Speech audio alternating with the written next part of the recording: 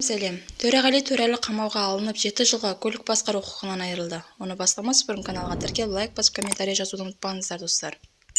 Әнші Төреғали Төрәлі 20 тәулікке қамауға алынып 7 жыл мерзімге көлік басқару құқығынан айырылды.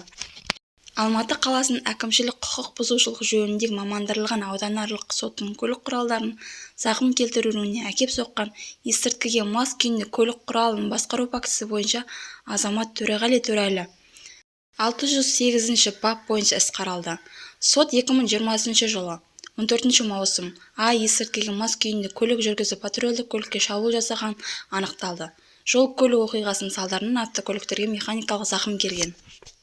Сот отырысында құқық бұзушылық іс материалдарының баяндалған фактілері расталды және өз ісіне өкінетінін білдірді делінген сот хабарламасында. Сот қаулысы бойынша Төреғали Төрәлі 608 баппен көзделген әкімшілік құқық бұзушылықтың жасалған үшін кінәлі деп танылған. 7 жыл мерзім көлік құралын басқару құқығынан айырылған. Сондай-ақ оған 20 тәулік мерзімге қамауға алыну түрінде әкімшілік жаза қолданылды. Сот шешімі заңды күшіне енбеген. Соңына дейін тыңдағандарыңызға рахмет. Лайк басып, комментарий жазып, каналға тіркелуді ұмытпаңыздар, достар.